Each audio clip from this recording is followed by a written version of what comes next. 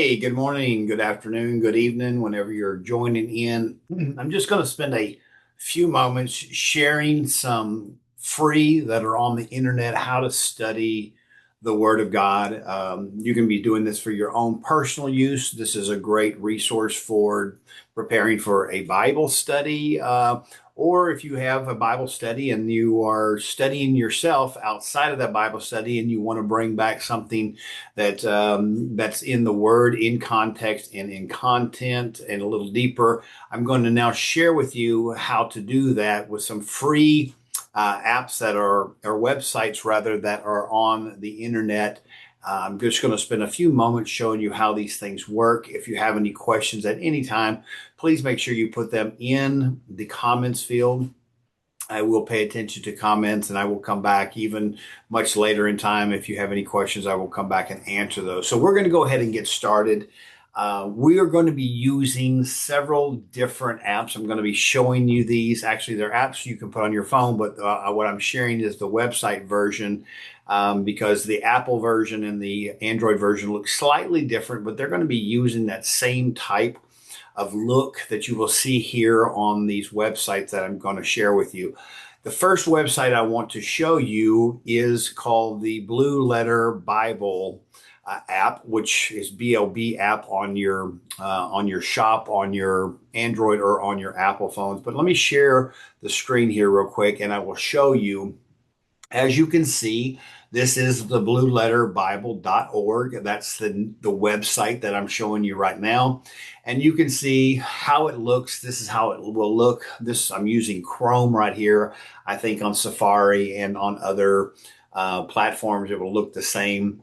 I don't think there's any difference between those two. But again, as you can see right here in the center, there's apps. This right here, you can drop down and you can see you can get the free Bible apps, download free Bible apps from the Apple Store and from Google if you want to put those on your own personal phone instead of having to go to a desktop or a laptop.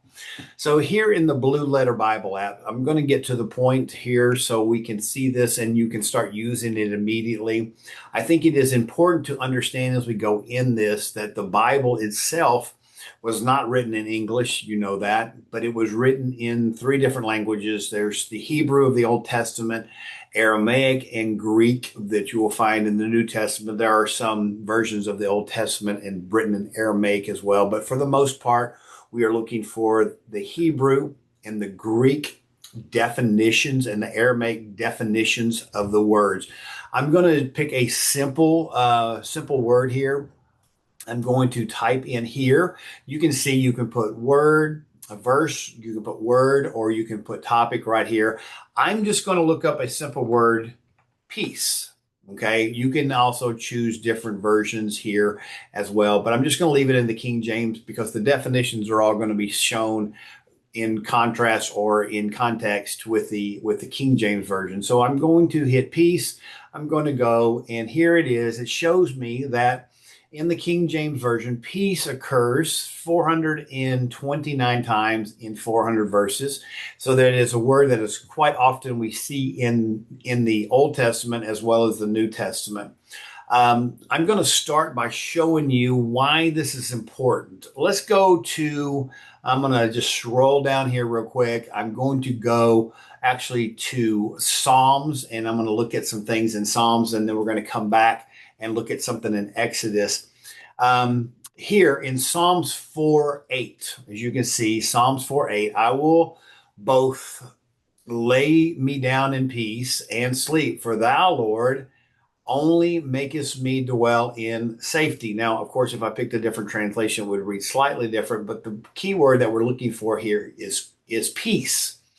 Go over to your left-hand side, you'll see tools, and what you will have is an automatic drop down that says interlineary, Bibles, cross-reference, commentaries, dictionaries, and miscellaneous. All some really good things that you can utilize. But more importantly, what we're looking for is just this interlineary portion right here. And we're going to click on that.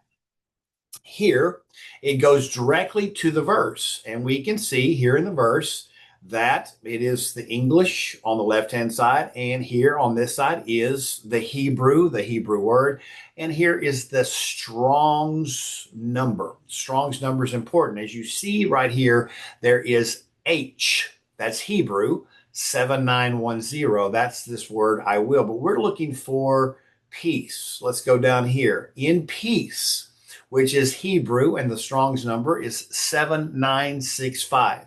This is actually kind of cool right here because it shows you how it's pronounced in English. But you can also, if you're one of those kind of nerds like myself, you can just click on this right here, this microphone. Strong's H, 7965. Shalom. Shalom. Shalom. Shalom. It's spelled S-A-L-O-M, but in the Hebrew, it is pronounced shalom. So now I want to look at the definition of this. I want to look at this. I'm just going to go over here to this H number, this Strong's number. I'm going to click on it. And you can see here's the pronunciation, and you can see a part of speech. You can see the root word if you want to look at the etymology or how the word came from. You can see here this particular part, and you noticed earlier it said over 400, but this particular word is 236.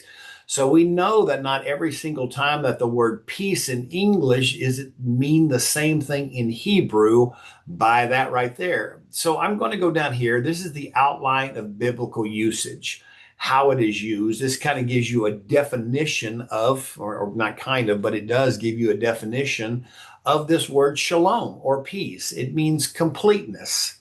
It means soundness. It means welfare, of course, peace. Completeness in number, safety and soundness in body, welfare, health, prosperity, peace, quiet, tranquility, and contentment, peace in friendships of human relationships and also with God, especially in a covenant relationship, peace also from war, and peace also as an adjective.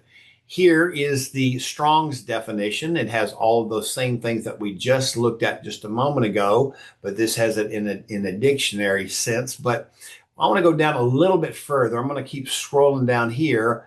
And this is a really good thing, especially if you're trying to, or you've been called to do a Bible study, or that's what you want to accomplish is a Bible study.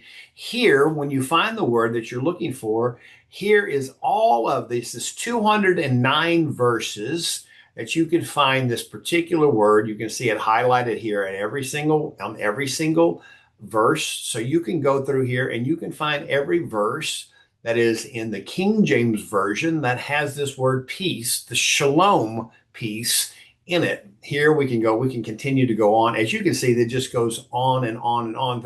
This is a great resource, and it's a blessing that it's free. So to be clear, if you want to see how to do this, go ahead and rewind it back to when I showed you how to do this so you can continue to learn how to use this more effectively. Now, next part, let's go back. We're going back to, it goes back to the verse. We're back in arrow back up here. Now we're going to go back to that home page right after we looked up the word for peace. And I'm going to go down to Exodus 14:14. Now, this is why I'm showing this, because it's important, because it says peace in English. You have to be, I would say very cautious, but you want to make sure the words that you're using, especially if you're doing a Bible study or you're teaching or you're preaching, you want to make sure there's consistency in the context and content and definitions of the word.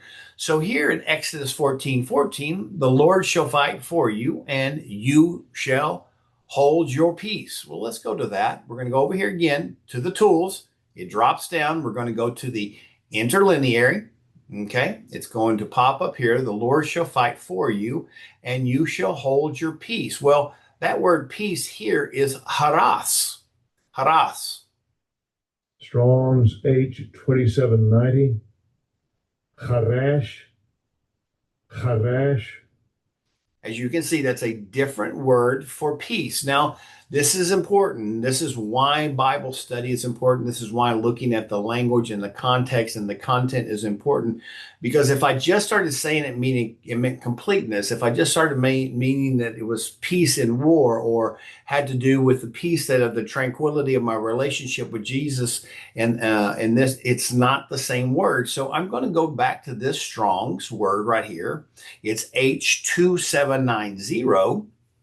And there it is, harash. Well, I didn't say the SH earlier. It means to cut in, plow, engrave, devise. It means, and specifically in this particular one, it means to be silent, to be speechless, to be deaf. It means to basically hold your tongue. So when you hold your peace, that is not the same as the shalom that we just looked at. That's why this resource is invaluable, to make sure that you're staying in context and content with the word. Now, two other resources that I want you to look at today. I'm going to just go ahead and say, well, let's just say you didn't know what this word meant, plow, to plow. I'm going to go ahead and get this. I'm going to copy this word plow. And now I'm going to show you another resource. There's a lot of resources out there. A lot of people will use Google, use other things, but the Webster Dictionary, as you can see here, Webster Dictionary 1828.com is a much more effective way of seeing the biblical definitions from the English, because at this particular time, there's a lot more scriptures in the Webster Dictionary in 1828 in the context of what the scriptures mean compared to a current Webster's Dictionary or even Google. So I'm going to go here. I'm going to go ahead and paste that word plow in there. I'm going to look up this word plow. It says to see plow, because this is the old English way of spelling it. So we're going to go to plow. It means in agriculture, an instrument for turning up, breaking, and preparing the ground for receiving the seed. It is drawn to oxen or horses, and it is drawn by oxen or horses and saves the labor of digging. It is therefore the most useful instrument in agriculture. Figuratively, tillage, culture, a joiner's instrument. Verb is to trench, to turn into a plow, to furrow, to tear. In scripture, to labor in any calling. So there is that aspect of when the Lord fights your battle, you're actually laboring by being quiet. So you see that this is now you understand the context and content of this word more thoroughly.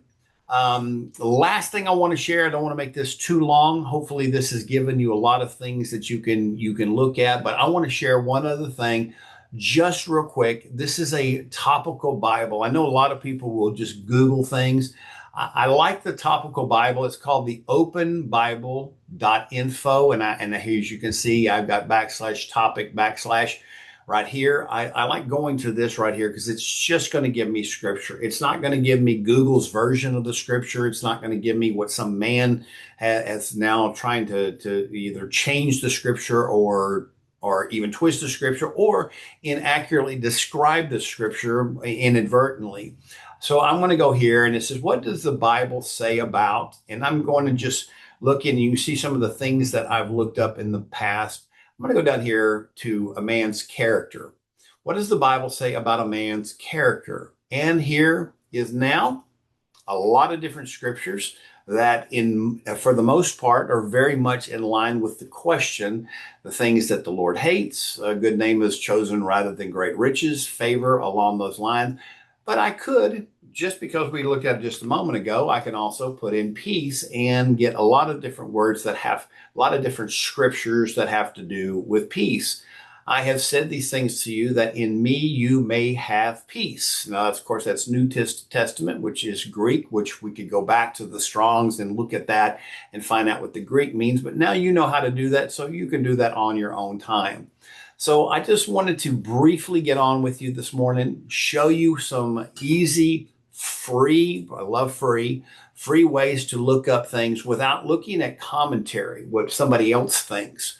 Instead, now you can personally go to the Bible. You can go with the Blue Letter Bible app. There's other apps that will do the same thing, but Blue Letter Bible app is free. You can go in there. You can look up words. You can look up specific scriptures. You can look at the definitions of each individual word in those scriptures. Then you can take any words that you see in there like you don't understand, and now you can go to Webster's Dictionary, 1828, and you can look up those words so you know more clearly what those words mean in the biblical sense of the English word as well. I hope this is helpful. If you have any questions, again, please don't hesitate to put them down in the comments field. I would actually encourage you at this particular moment, give this video a thumbs up. Go ahead and share it with somebody. And the more comments you do, the more thumbs up you get. It helps. I'm not asking you to bless us with any kind of finances. I'm just asking you to bless. If this was a video that helped you understand and gives you a way to look into the word more clearly, please do me a favor. Hit that subscribe button, click that thumbs up, and share it. Guys, I love you. I'll talk to you later.